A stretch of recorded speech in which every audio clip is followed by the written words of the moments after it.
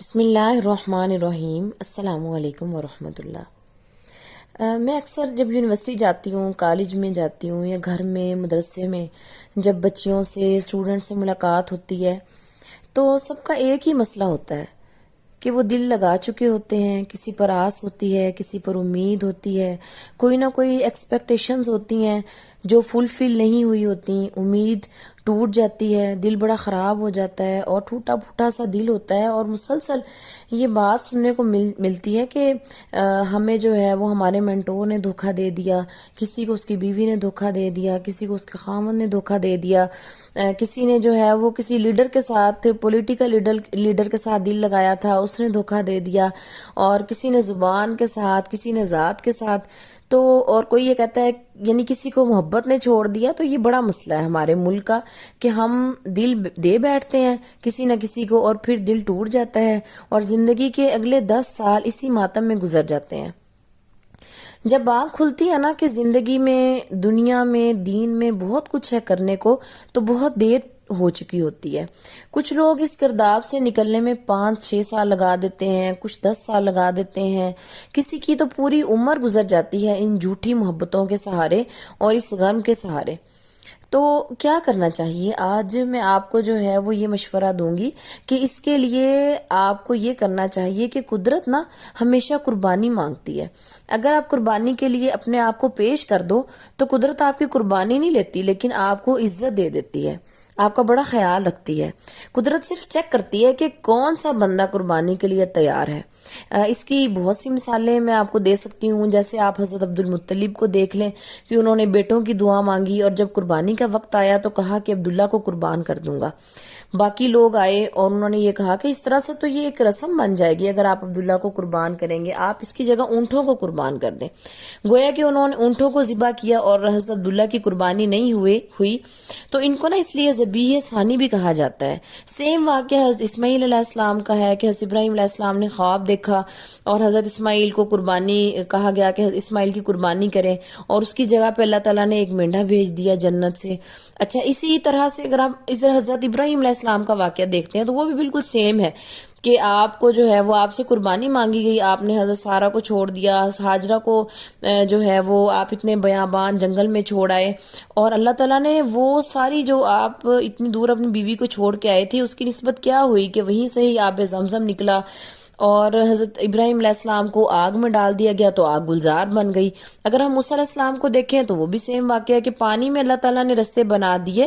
تو جب بھی آپ قدرت کے سامنے اپنے آپ کو قربانی کے لیے پیش کرتے ہیں تو یقین جانیں کہیں نہ کہیں سے کوئی اونٹ، کوئی مینڈھا، کوئی بکرا آ جائے گا، آگ گلزار بن جائے گی، پانی میں راستہ بن جائے گا، آپ کی قربانی نہیں ہوگی، آپ بچ جائیں گے۔ تو آج میں نے جو آپ کو مشورہ دینا ہے وہ یہ دینا ہے کہ 2 نفل صلاۃ الحاجت کے پڑھیں اللہ سبحانہ تعالیٰ کے سامنے، اور اللہ سے یہ دعا کریں کہ آج سے یہ دل آپ کا ہوا۔ یہ آج کے بعد کسی لڑکی کے پاس، کسی لڑکے کے پاس، کسی مینٹور کے پاس، کسی پولیٹیکل پارٹی کے پاس، کسی پیر و مرشد کے پاس، کسی زبان، کسی ذات کے پاس نہیں جائے گا، بلکہ یہ آپ کے پاس رہے گا۔ آپ چاہیں تو رکھ لیں، چاہیں تو توڑ دیں، چاہیں تو کسی اور کے حوالے کر دیں، جو چاہیں کریں، ہم نے یہ دل آپ کو دے دیا ہے۔ 2 نفل پڑھ کے نا اللہ سبحانہ تعالیٰ کو اس دل کا مالک بنا دیں۔ کوئی نیکی کا کام کریں گے تو آسانی ہوگی، کیوں؟ کیونکہ اللہ کو دل دے چکے ہوں گے، اب اللہ کی ماننی پڑے گی۔ محبت بڑی مشکل ہوتی ہے، محبتوں میں انسان بڑا کمزور ہو جاتا ہے، پھر اپنے محبوب کی مرضی سے ہی جو کچھ کرتا ہے اپنے محبوب کی مرضی سے کرتا ہے۔ آپ نے دیکھا ہوگا جس نے محبت کی ہو نا، وہ جب اس کا محبوب اسے کہتا ہے نا کہ اب سو جاؤ، سو جائے گا، جب کھا لو کھانا کھا لے گا، بھوکے رہو بھوکا رہ جائے گا۔ جب اس کو پتا ہو کہ آپ کا محبوب، جب آپ کو یہ پتا ہے نا کہ آپ کا محبوب آپ کو دیکھ رہا ہے، تو آپ اس محبوب سے محبت بھی کرتے ہیں، تو آپ اس کی نظروں کے سامنے بھی ہیں، تو یقین جانیے کہ انسان پھر اس محبت میں سب کچھ کر گزرتا ہے۔ آپ ماں کی مثال لے لیں، آپ اگر ماں پاس کھڑی ہے، بچے کو ایک تھپڑ لگا رہے ہیں، تو وہ آپ کو کچھ نہیں کہے گا بلکہ اپنی ماں کو دیکھے گا۔ کیوں؟ کیونکہ اس کو پتا ہے میری ماں میرے پاس کھڑی ہے اور ماں میرے سے اتنی محبت کرتی ہے کہ وہ خود ہی بدلہ لے لے گی، مجھے کچھ کرنے کی ضرورت نہیں پڑے گی۔ چڑیا ہے نا وہ سانپ سے بھی لڑ جاتی ہے بچوں کی وجہ سے. تو اللہ کی محبت کا تو کوئی مقابلہ ہی نہیں ہے.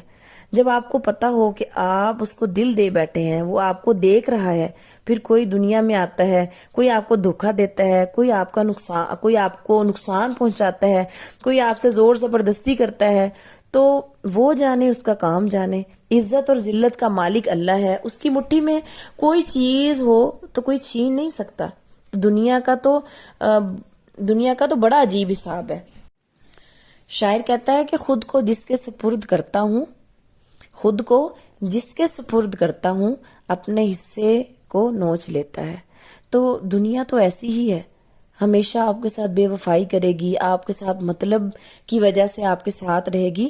لیکن قدرت ایسا نہیں کرتی. یقین کیجئے اللہ سبحانہ تعالی رحم کی اپیل کبھی رد نہیں کرتا. وہاں سے کبھی آپ خالی نہیں لوٹیں گے. آپ سمجھ نہیں پاتے تو وہ ایک علیحدہ بات ہے کہ کوئی آزمائش آ گئی ہے تو یہ ایک الگ بات ہے. ورنہ ایسا نہیں ہوتا کہ اللہ آپ کو خوش نہ رکھے، اللہ آپ کا خیال نہ رکھے. اللہ سبحانہ تعالی آپ کو خوش رکھیں گے. آج ہم اس ویڈیو میں یہ عہد کرتے ہیں کہ اے اللہ، ہم آپ کو اپنا دل دے چکے ہیں.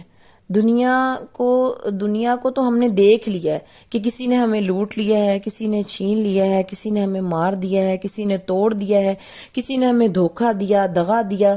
اور ان سب سے پٹ پٹا کر نا اب ہم آپ کے پاس آ گئے ہیں، اور ہمارے پاس آپ کے سوا کوئی ٹھکانہ نہیں ہے. بڑی خوبصورت ایک وہ نظم ہے، سوائے تیرے کوئی ٹھکانہ نہیں ہے یارب جدھر بھی جاؤں، سوائے تیرے کوئی ٹھکانہ نہیں ہے یارب جدھر بھی جاؤں، کسے غمِ جان و دل سناؤں، کسے میں زخمِ جگر دکھاؤں. یہ دنیا والے تو بے وفا ہیں، وفا کی قیمت سے بے خبر ہیں، پھر ان کو دل دے کے زندگی کو جفا سے آہنگ کیوں بناؤں. تو اس سے پہلے کہ محبت میں ہم نقصان اٹھائیں، ہم اپنے دل کو اللہ کے سپرد کر دیں. اور امید ہے کہ جب ہم اپنے دل کو اللہ کے سپرد کر دیں گے تو اللہ تعالیٰ اس کی خوب حفاظت کریں گے اور اسے کبھی ٹوٹنے نہیں دیں گے، اسے ہمیشہ خوش رکھیں گے. وآخر الدعوانا ان الحمد للہ رب العالمین.